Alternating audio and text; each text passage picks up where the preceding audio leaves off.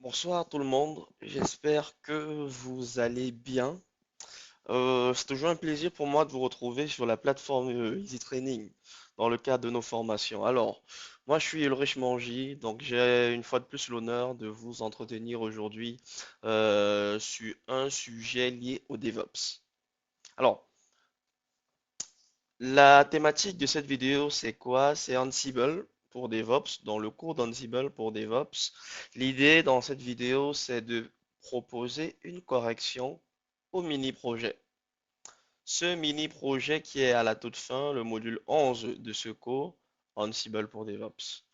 Donc voici ce que je vous propose de parcourir ensemble euh, durant ce peu de temps. Alors, de quoi est-ce qu'il est question? Pareillement, comme d'habitude, je ne vais pas mettre la vidéo pour essayer de voir et puis comprendre. Donc, je vous laisserai aller voir. Moi, je vais juste simplement planter le décor de l'attendu de ce mini-projet. Alors, de quoi est-ce qu'il est question? Il est question, au terme de cette formation, que vous puissiez écrire un rôle Ansible. Donc, que vous puissiez écrire un rôle et que vous puissiez appeler ce rôle dans un playbook, que vous puissiez exécuter ce rôle. Et qu'est-ce qu'il va faire ce rôle? On vous demande simplement d'installer l'application Apache.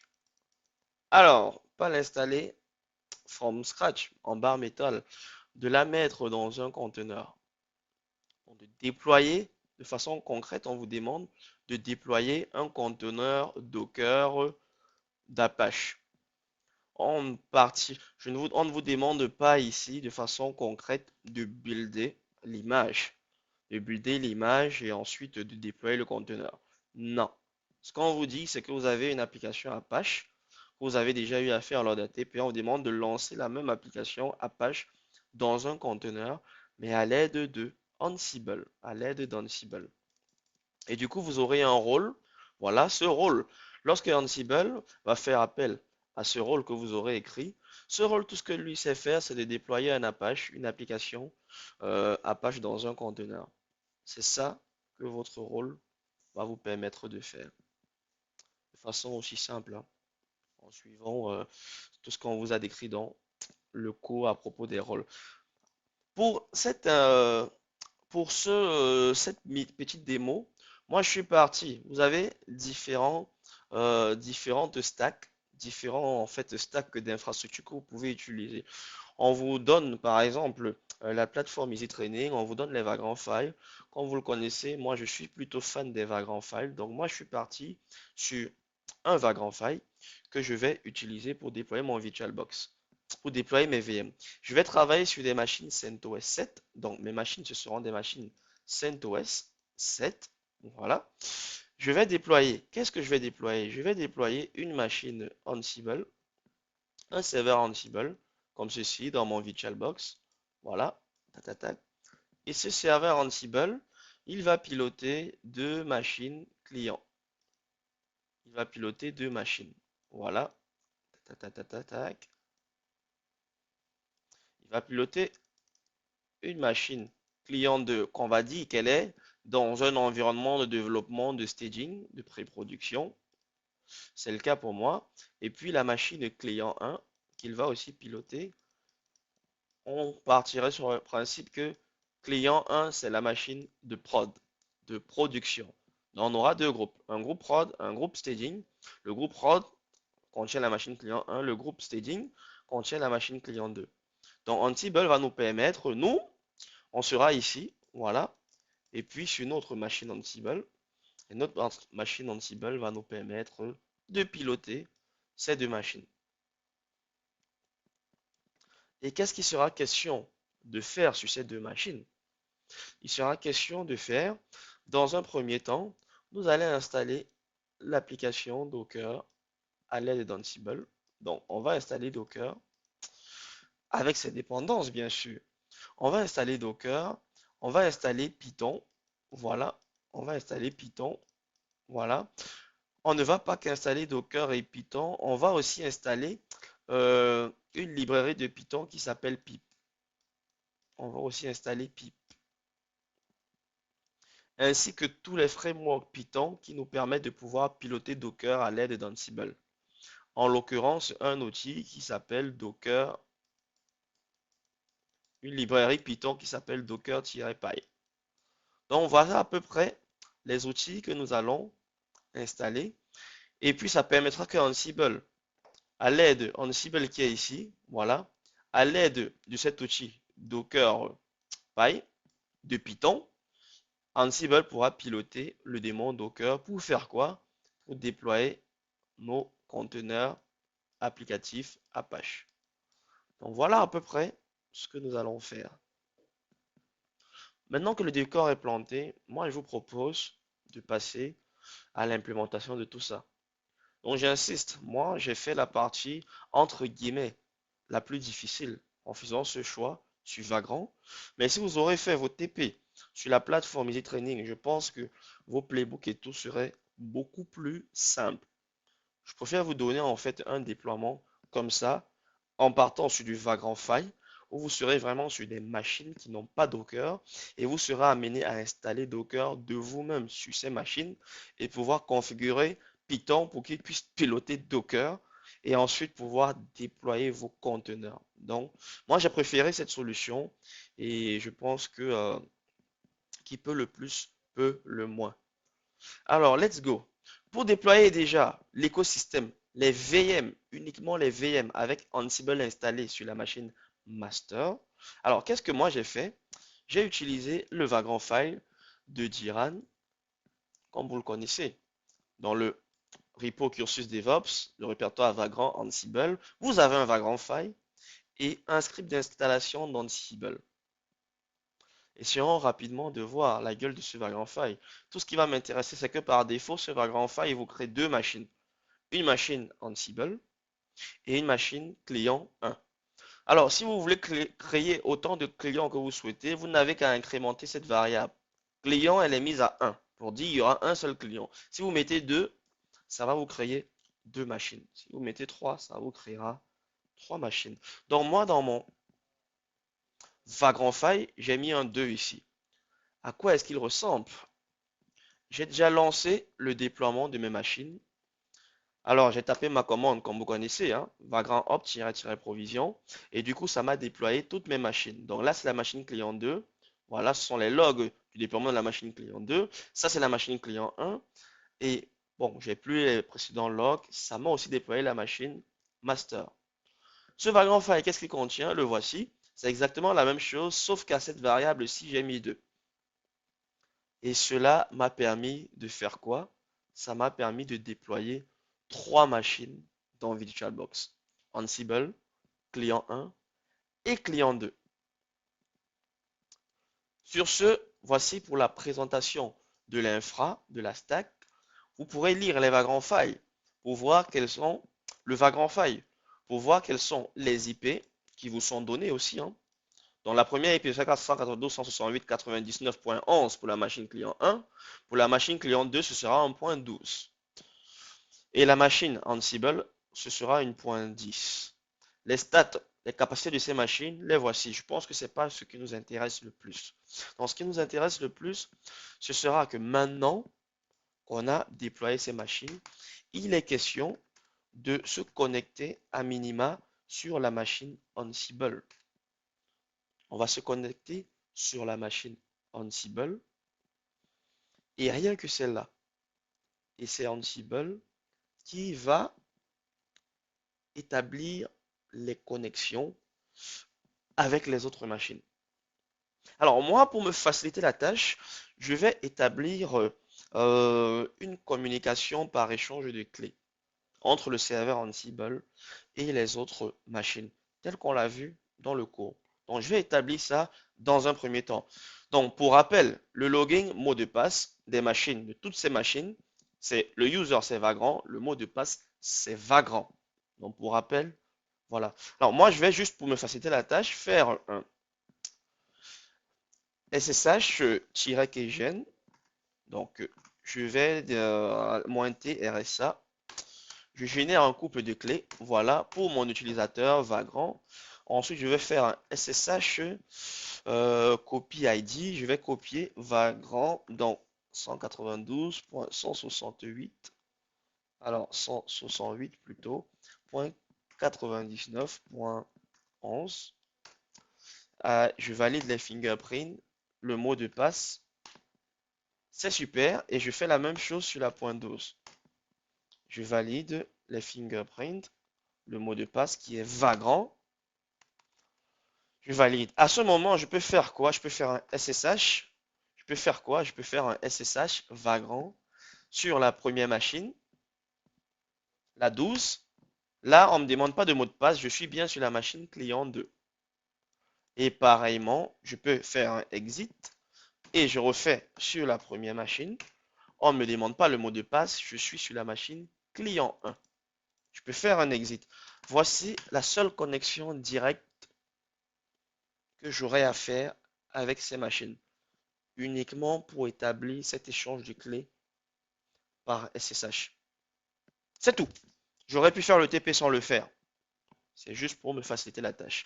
Alors, qu'est-ce que nous allons faire? Moi, je vais commencer par vous présenter. Les sources. Je suis connecté à la machine Ansible. Je vais me créer un répertoire de travail. Voilà. Alors, il est quelle heure? Je fais un uptime. La machine est up depuis 24 minutes. C'est bon. Je fais un date. Voilà. Je vais faire quoi? Je fais déjà un Ansible version. Yes, il me dit bien qu'Ansible est installé. Voici la version d'Ansible. Aucun fichier de configuration. Patati patata. C'est super. J'ai un Ansible qui tourne. Alors, moi, qu'est-ce que je vais faire? Je vais me créer un répertoire de travail. mkdir-p. Je vais l'appeler projet Ansible. Projet Ansible. mkdir-p, autant pour moi.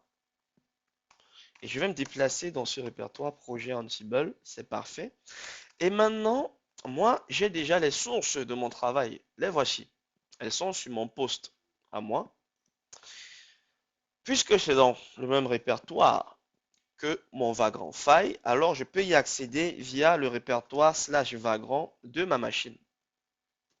Donc voilà, j'ai mon Vagrant file, j'ai le script d'installation et puis j'ai mon répertoire de travail. Alors qu'est-ce que je vais faire? Moi, je vais copier tout ce qu'il y a ici là.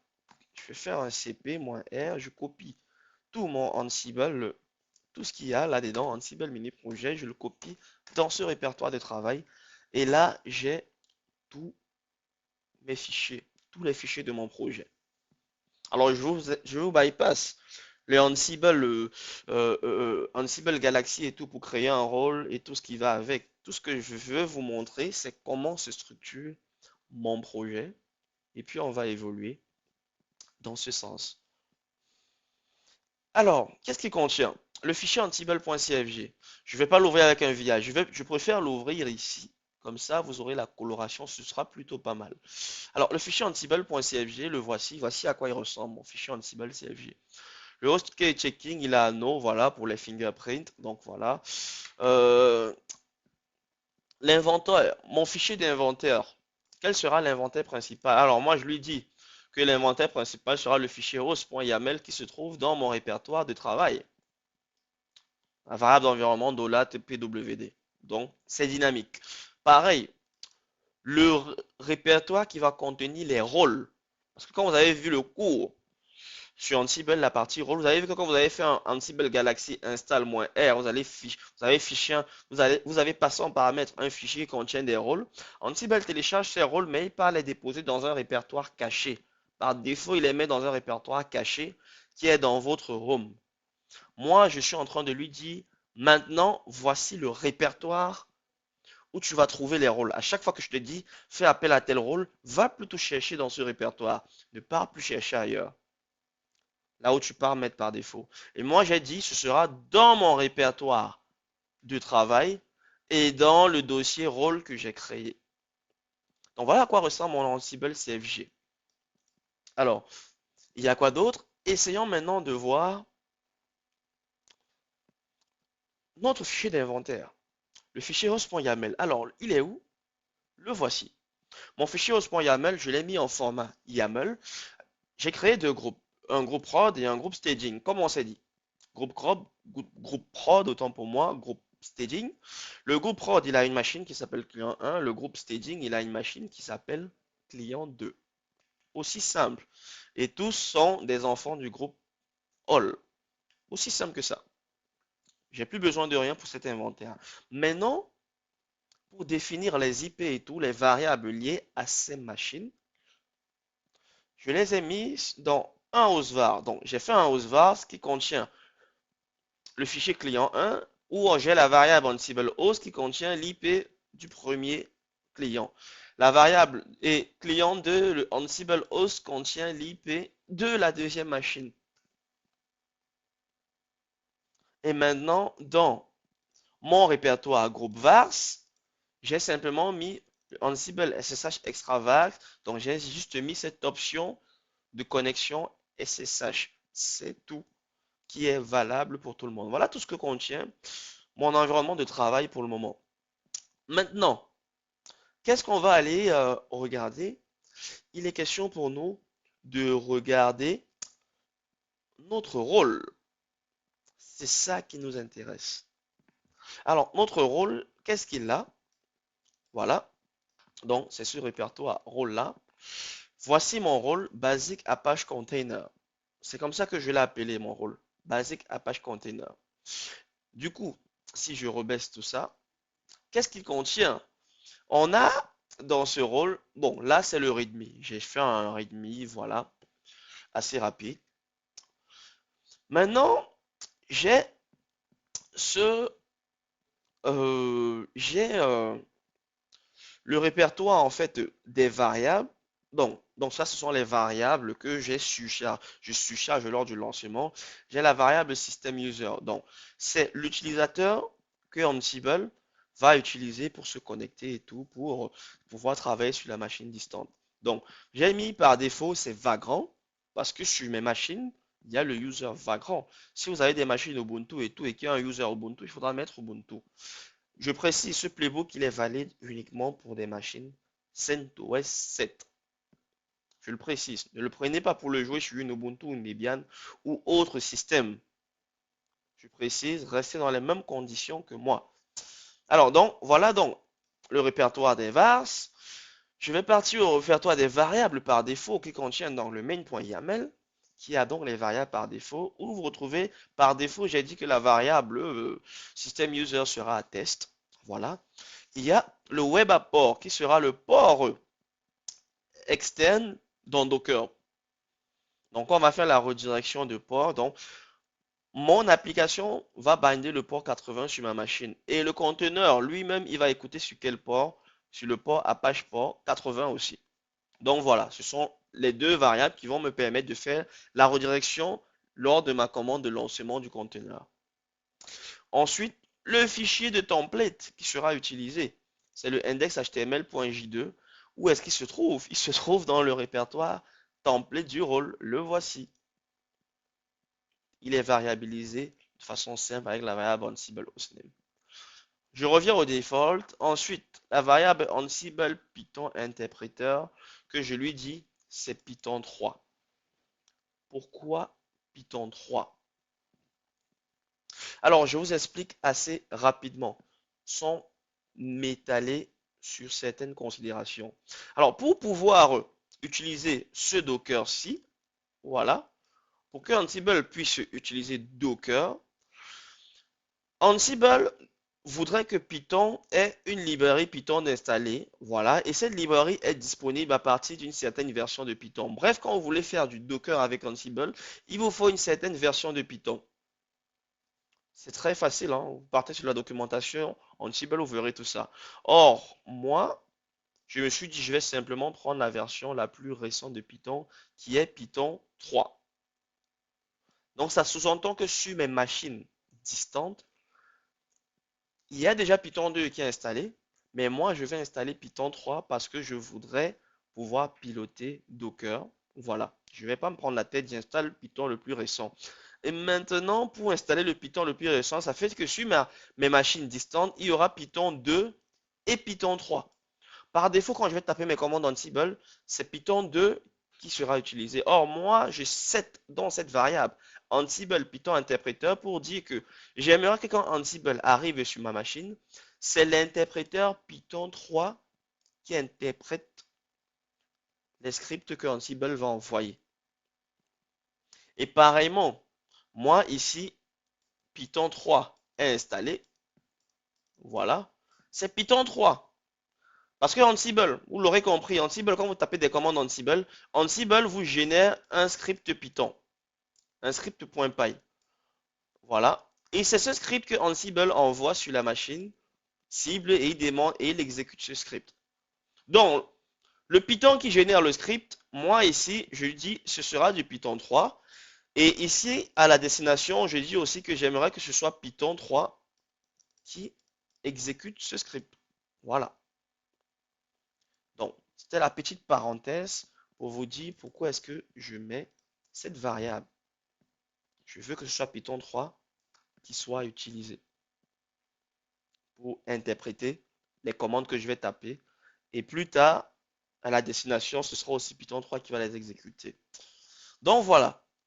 On a les variables par défaut. On a la variable que j'ai surchargée, system user, que j'ai mis à Vagrant, c'est pas mal. Maintenant, on a vu le template, c'est super. Alors, il est question de voir quoi à présent? De voir les tasks. Qu'est-ce que j'ai comme task? Alors, mes tasks, j'ai une task qui me permet d'installer Docker. Voilà, j'ai un fichier. Voilà, ici, ça comprend, ce fichier contient l'ensemble des tasks qui vont permettre d'installer Docker. Ici, déjà, je veux installer le repository Docker, le repo yum de Docker. C'est ce que je fais ici. Ici, j'ajoute la clé GPG pour ce repo. Et ici, j'installe Docker en utilisant le module package. J'aurais pu utiliser le module yum. J'utilise le module package et je lui dis installe-moi ces RPM, ces packages. Maintenant, ici, je lui dis clairement télécharge-moi Docker Compose. Alors, ici, je télécharge Docker Compose et je l'installe. C'est l'installation de Docker Compose. Mais dans notre déploiement, on ne va pas l'utiliser. Mais si vous voulez utiliser Docker Compose, sachez que ce, euh, ce rôle-ci vous installe aussi Docker Compose. Donc voilà, j'installe Docker Compose. Et ensuite, je démarre le démon Docker. Et maintenant, ici, regardez, ici, j'installe quoi? À l'aide de pip. Pip qui est le gestionnaire de package de l'outil Python. Donc, Python demande à son gestionnaire de package pip d'installer la librairie docker-py. Et il va utiliser quel exécutable? Il va utiliser l'exécutable Python 3. Puisque sur la machine, les machines clients, on va utiliser Python 3, alors Python 3 va utiliser son pip 3, d'où ici je précise, l'exécutable à utiliser c'est pip 3. Et ça, c'est la librairie Docker pour Python qui permet à ce que Python puisse piloter le démon Docker. Donc, Ansible utilise Python via la librairie Dockerpy pour piloter le démon Docker. Donc voilà. Et ici, je démarre Docker. Donc voilà un peu, euh, voilà un peu ce que fait cette task-ci. Si je passe à la prochaine, ici là, le setup CentOS, ici c'est simplement, ça c'est le premier fichier de task qui sera lancé avant le install Docker. Avant d'installer Docker, je vais d'abord installer un certain nombre de choses sur ma VM CentOS 7. Donc voilà, donc ici je vérifie bien que c'est de la CentOS 7, c'est parfait.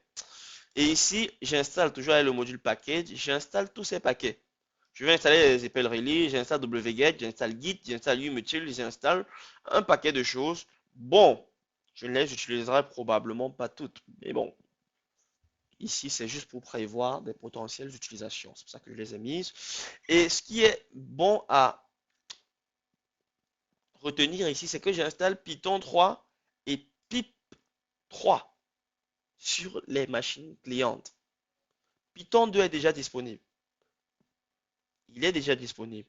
La preuve, puisque je vais utiliser ma commande Ansible pour pouvoir installer Python 3 et pip 3, bon, ben, ça sous-entend qu'il y a bien un interpréteur Python qui interprète mes commandes. Donc, Python 3 sera installé. Voilà. Et maintenant que Python 3 et Pip 3 seront installés, c'est à ce moment que dans le install Docker, on pourra faire appel à Python 3 et Pip 3, notamment ici, avec Pip. Maintenant, ce task ici, ça, c'est le main.yaml. Celui-ci fait appel aux deux autres. Donc, regardez, je fais des inclusions. Donc, j'appelle la première task pour faire le setup CentOS. Donc, mets-moi à jour ma machine en condition pour pouvoir lancer mon déploiement. Ensuite, je lui dis installe-moi Docker. Installe Docker et la librairie Python pour Docker qui vont me permettre de pouvoir faire du Docker. En gros, installe-moi Docker. Rends Docker disponible pour mon Ansible. C'est ce que je fais ici. Et puis ensuite, qu'est-ce que je fais là? J'ai une task où je déplace, j'envoie à l'aide du module template, j'envoie mes fichiers template, je les pousse sur les serveurs distants. Et ensuite, j'utilise le module Docker Container pour pouvoir faire quoi? Pour pouvoir lancer mon conteneur. Je pense que vous aurez deviné. Voilà. Vous connaissez déjà le nom de mon conteneur, ce sera web app. Il va provenir de l'image HTTPD, l'image officielle. La redirection de port, la voici. Les volumes, j'ai un seul volume bindé. Le voici. Et puis, se termine toutes mes tasks. Et bien sûr, je vous ai mis aussi un petit playbook de test que vous pourrez exécuter. Qu'est-ce qu'il fait, lui, simplement? Il va s'exécuter, ça peut être sur la prod, vous pouvez mettre le groupe staging, comme vous voulez. Il va utiliser le user vagrant. Ensuite, lui, qu'est-ce que je vais faire? Je vais simplement utiliser le module URI pour aller taper l'IP d'une de mes machines et je m'attends à avoir un code 200. Si j'exécute ce playbook et puis ça passe, tant mieux. Ça veut dire que mon déploiement est parfait, c'est passé. Donc voilà un peu ce que nous allons exécuter tout de suite. Alors je vous propose qu'on passe à l'exécution. Je vous propose. Vous l'aurez remarqué, hein, dans mon rôle, j'ai pas mis énormément de choses. Les handlers, j'ai juste mis le strict minimum que vous pourrez prendre et adapter et puis customiser, faire comme bon vous semble. Donc c'est vraiment le strict minimum. Alors, essayons d'exécuter tout ça. Du coup, qu'est-ce qu'il serait... Qu'est-ce qu'on va faire? Alors, moi, je vais faire un... Déjà, si je fais un 4 sur le host, non. Alors, je vais vous présenter le deploy. Voilà. Le playbook qui va faire appel à ce rôle. Où est-ce qu'il est? Le voici. Et on verra qu'il est tout simple. Je lui dis exécute-toi sur les machines prod. J'aurais pu dire prod ou staging. J'aurais pu mettre all pour dire exécute-toi sur tout le monde. Dans un premier temps, on va lui dire exécute-toi uniquement sur les machines. Bon, on va dire la prod. Je lui dis exécute-toi sur la. Bon, peut-être que c'est pas très cool. Qu'est-ce qu'on peut faire? Qu'est-ce qu'on peut faire? Mon host.yaml contient quoi? Host.yaml. J'ai prod et staging. Alors, je vais lui dire exécute-toi ici. Non, c'est pas le bon fichier. Je dois éditer celui-ci. Et puis moi, je vais lui dire exécute-toi sur la staging et non la prod. Bon, c'est quand même, oula, c'est quand même bien de faire la staging avant la prod. Bref, les environnements de test, c'est quand même bien de les faire avant de faire la production, même si, voilà. Oula, tac, tac, tac, qu'est-ce qui m'arrive? Yes, là, c'est bon, on enregistre. Si je fais un Ansible-playbook, et puis je vais appeler quel playbook, le deploy, et voilà. Si je fais un "-c", essayons de voir ce qui se passe en mode check. Alors, regardons un peu ce qui se passe. Ça m'a l'air super. Là, il me dit que voilà, il installe tout ce qu'il faut sur la machine client 2. Regardez, il le fait uniquement sur client 2. Il ne le fait pas sur client 1. Ça a l'air super. Donc, il simule l'exécution. Ok. Là, il est pété à l'installation de Docker parce qu'il a besoin d'un certain nombre de choses. Super. Ça m'a l'air de fonctionner.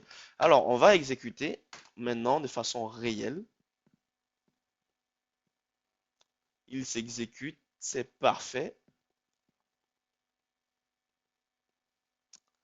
C'est parfait.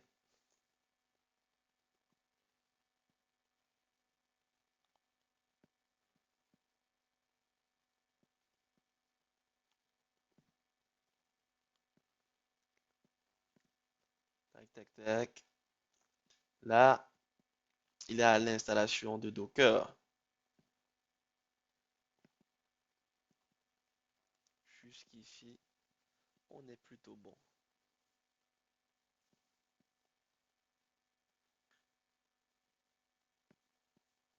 Je vais mettre la vidéo en pause juste pour que ce ne soit pas très longue pour rien du tout. Et puis, lorsqu'il termine, je remets play pour qu'on voit quel est l'output. Alors, c'est parfait. Il a terminé. Donc, regardons l'output. On était à l'installation de Docker. Il a installé Docker. Il a installé Docker Compose. Il a démarré Docker. Voilà. Il a fait tout ce qu'il veut, ce qu'il faut. Alors, ici, j'ai démarré Docker 2 fois dans mon playbook. Donc, il serait bien que je supprime l'une des tasks. Donc, j'ai mis la task à 2 reprises. Donc, je vais le supprimer dans les fichiers que je vais mettre à disposition. Ici, il a créé le conteneur Apache sur la deuxième machine. C'est parfait. C'est parfait. À ce moment, tout ce qu'il nous reste à faire, c'est d'aller consulter, hein. On sait que la deuxième machine, elle est à cette adresse, celle-ci. Donc, moi, je peux faire quoi? Je peux faire un curl comme ça. Un curl -i, comme ça. J'ai un 200 OK. C'est super. Et je peux faire un Ansible sur client 2. Qu'est-ce que je vais faire? Je vais faire un -m. Je vais utiliser le module shell. C'est pas très conseillé, -a. Mais bon, si je fais un docker ps -a, qu'est-ce qui se passe? Est-ce qu'il me répond? Bon, c'est pas, c'est pas très super. Regardez, il me répond. Il me dit que sur la machine, j'ai un conteneur qui s'appelle WebApp. Voici la redirection de port 80. Il tourne depuis 1 minute. C'est parfait. Tout ce qui me reste à faire, c'est d'aller dans mon navigateur et puis d'essayer de visualiser. HTTP, je tape ça et regardez, j'ai bien venu sur le site client 2. Si je mets l'IP 11, on verra que ça va mouliner, ça mouline et puis je n'ai rien. Parce que j'ai pas encore fait le déploiement sur la prod. Donc c'est plutôt parfait. C'est plutôt parfait. Donc ce qu'on peut faire, c'est de lancer le déploiement sur la prod. Maintenant que ça a été fait, de l'autre côté, on peut lancer le déploiement sur la prod. Je peux même faire all comme ça. Et puis voilà. Ansible playbook comme ça. Et puis voilà. Et puis j'ai envie de dire que ceci valide, ça valide effectivement le mini projet, l'utilisation de notre rôle pour faire ce déploiement. Donc là, il a déjà fait sur la première, sur la deuxième machine dont il va plus faire. Du coup, il fait les actions qu'il n'avait pas fait sur la première. Voilà. Alors, je vois qu'il y a des paquets qui existaient visiblement déjà. Euh, c'est pas mal. Il n'a plus à les faire. Donc, voilà. Sur ce, je pense qu'on a fait le tour. Je vous passerai, je mettais à disposition les sources qui m'ont permis de pouvoir déployer, cette infra. Ce serait peut-être bien qu'on puisse tester le playbook de test avant de se séparer. Essayons de faire ça assez rapidement. Il ne faudrait pas que Vagrant SSH Ansible. Alors là, j'ai 2 terminaux, hein. Je suis le premier. Voilà. J'ai le truc qui continue. Je vais faire On va tester le playbook de test ici, là. Bon, c'est projet Ansible. Alors, si je vais dans rôle, test, non, rôle Ansible, test, test, et puis, alors, voilà ce que j'ai. Je lui dis, tu te déroules sur la prod. Ok, écoutez, on va faire ça. Ansible, Ansible-playbook. Et puis je lui dis, exécute-moi ce playbook-ci, essayons de voir ce que ça donne. Qu'est-ce qu'il me dit? J'ai pas mis de timeout. Ça ne marche pas. Status code was. Il dit qu'en fait que le code de retour est -1 et non le code 200. C'est normal. C'est normal euh, puisque la première machine de prod n'est pas encore finalisée. Donc, on peut dire par exemple test sur tout le monde. Par exemple, et puis si je mets l'IP12 ici, et puis je rejoue le playbook de test, essayons de voir sur la staging, qu'est-ce que ça va nous donner. On croise les doigts. Il check, c'est OK. Là, sur les deux, c'est parfait. Sur les deux, le playbook, il est passé. Ça veut dire que le playbook, alors, ça veut dire que justement, le playbook de déploiement s'est achevé sur la première machine. Et c'est bien le cas. Vous voyez, ça passe. Si je m'attends à avoir un code de retour 204 par exemple, qu'est-ce qui va se passer? Donc, mon playbook de test va me dire que non, j'ai un code de 200. Or, toi, tu voudras avoir un 204. Donc, lui considère que c'est un chaos. Donc, voilà pour mon playbook de test. Donc, je pense que c'est à peu près ce qu'il fallait faire dans ce mini-projet. Et puis, j'espère que vous pourrez vous en imprégner et puis améliorer ça, l'utiliser vraiment à fond dans vos différents use cases. Sur ce, je vous remercie et puis à très bientôt sur Easy Training. Merci une fois de plus pour votre confiance.